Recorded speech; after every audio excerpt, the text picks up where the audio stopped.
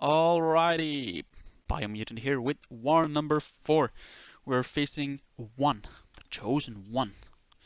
Um, and basically, only difference last time is Magneto is back in the squad. Of course, Omega Red is and will always be in my team. No, I'm not sure if he always will be. But either way, Max is in, and basically it's for this fight.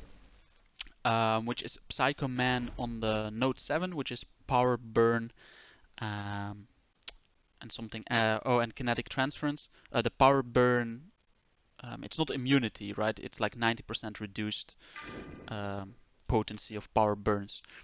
So yeah, control champs still work. Control champs like Doom, who actually don't burn or don't power burn them. But yeah, either way, uh, he is metal, so of course, why not use Magneto? Now the only thing to, Power Bond is it's called. And I was looking in the description of Psycho Man just to know what the his controls were again. Like this control heavy attack. It shows on screen, but I still check beforehand that I know that I don't want to do heavies here.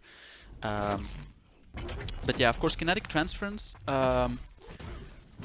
with a metal champ against Magneto could be tricky because of the perfect blocks gives like double the power than he would normally get when hitting you on the block. But the ability accuracy reduction can also prevent him gaining power. So sometimes you will see he gains a lot of power when I parry, because of course the damage on my block will be most likely 0 here as well. Here I thought I parried, but oh yeah, but here I was concussed because that's also a control of his. And basically all your parries will actually land in this mode if you don't block beforehand, but I was blocking, so I had the concussion on me, and then I parried, and that parry failed.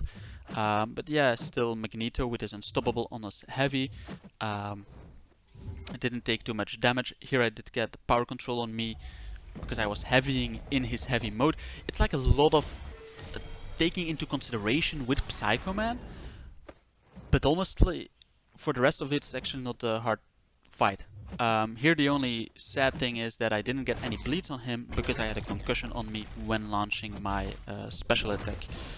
Because I was having to get like the prowess doubled, then I saw, oh shit, he has control heavy mode active, so I've reduced ability accuracy. But yeah, I took almost no damage and he went down. It's just a little bit slower than normal. What you also saw is that I did not have my suicides on yet, because I knew with Psycho Man, if an ability fails because of ability accuracy reduction, he can, with his dupe I think it is, he can heal block you. Or maybe it's not with his dupe, but his dupe makes it passive, or I don't know. Psycho Man is not a good champion, so I haven't looked too much into him. So yeah, I don't have suicides on yet. Oh yeah, because I do have one more fight with Magneto, so I didn't want to lose if he was running Despair or anything else. I didn't want to lose any health, so I did not need to heal Magneto up for the mini. And of course this this fight very easy, and actually it helps that this Morningstar is awakened and puts a bleed on me, so I get my death field without even having suicides. So yeah, I knew like, oh, I don't need to have them on here. Then the next day, for this I did need them on. Well, I say did actually, I think I can do it without. Well, for this fight, well, I say that no. For the next two fights, I do want to have them up, to have them on. And this Iron Man Infinity War, basically it's kind of a revenge fight. I didn't die last time, but I got clipped. And I was telling it was the screen protector. So of course I don't want to slip up now because my screen protector is off. So now I have no, let's say, excuses left. I was still also attempting to try Magneto, just not having whatever, just doing SP3s, but that would be very long. If you don't build any prowesses, well, I was thinking maybe I can build prowesses when I'm at an SP3 without hitting him. But actually it's almost impossible to get prowesses without hitting him. unless I on purpose, well, even if I on purpose take a hit with the unstoppable, my heavy would counter and hit him, and I would lose power. So quite impossible. Anyways, with Omega Red, same thing is trying to reparry, or, well, if he immediately heavies, dash back without really dexing. And here easily put the degen on when he's at 10%. Of course he can't auto block heavies, and do it again. And as you saw, I dexed the SP1, or I took the, wait, I did dex the SP1 at the end, right? Because I knew that oh no, I think I blocked it, and then the last one I dexed. Because of course the dex from EMP mod would not put passive shocks on me anymore at that stage. And then this fight, scary fight. I think last season I died to a Black Panther, or was it even the season before? On like the end of pet mini in section 1 from pet 2. But that Black Panther Civil War is way harder, because there he builds up passive furies if you don't throw specials, which I wasn't doing, and then I parried when he had an armor up, and I did not have more than 10 spores. So here, yeah, I parried when he did not have an armor, and I can only parry when I have 10 spores or more to be completely certain that he doesn't reparry me. But what's nice on this node is that if I crit, I actually remove an armor up. So honestly, I did never parry when he had an armor up. So yeah, on that node, he's not that scary at all. It's weird to say that a Black Panther Civil War can be scary in war. He definitely can on the end of pet mini in section 1, or on pet 2 in section 1, or even on pet 2 on the first or second node.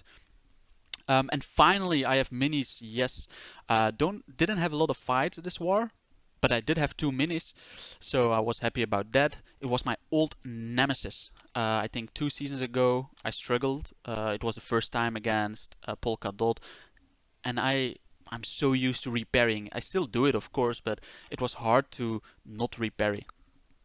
And almost every time I either got cornered or reparried against this fight.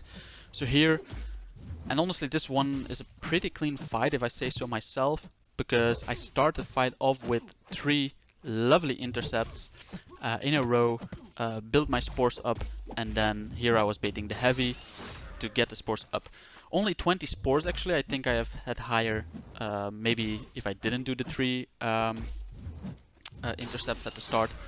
Either way, yeah, he's melting. In the Discord chat we saw in the other BGs, one was using Sorcerer Supreme, the other one was using Manting, and honestly those fights lasted long in my opinion, and I saw that before I did the fight, so I was alright, let me, well, wait and let me show you how fast Omega Red does this fight.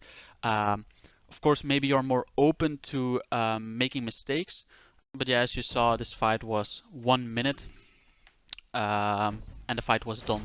Of course, Sorcerer Supreme has armor breaks and like regen on her block, so she's pretty good in like not taking any damage, but it's a long fight because you can't parry.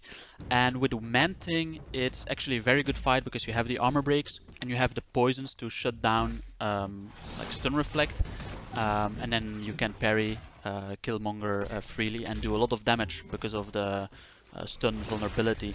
The guy in our BG, it did take him a while, but he didn't parry as much as he could have had. But that was also because it has been a long time he did the fight, or maybe it was the first time he did the fight. But yeah, so Manting and Omega Red for sure, in my opinion, are better than Sorcerer Supreme.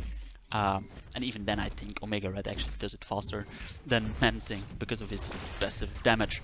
But yeah, coming into the next fight, we have Magneto versus Modok, which is a normal fight because Modok is a metal champ, and I showcased the boss fight even with Magneto. He can't auto block, and also he kinda ignores Limber, not fully. What I mean by that is you can still very heavy him, but you can't heavy charge once all the like limber stacks have gone basically. You don't have time to charge your heavy to double up the prowess. But yeah, what I do is once I have an SP3, I just back off. I charge my heavy to double up my prowess, then an SP3. Of course, make sure that Modok does not have a bar of power or more during that charge time. Because then you can charge, he comes at you, doesn't matter, you do your SP3. And one tick of the bleed afterwards, if not the SP3 itself, will kill him. And that was the fight. No deaths in Warfare. Let's go. Um, 8 wars, 8 wars to go. But yeah, we won this war comfortably, 20 and 8. Now we are back into tier 1, and next war, yeah, will be very difficult, right? Probably facing Master Alliances that will win if we die 8 times, who will probably win if we die half of it. But yeah, we'll see that in the next war. Should be a very interesting one as well. But yeah, bye.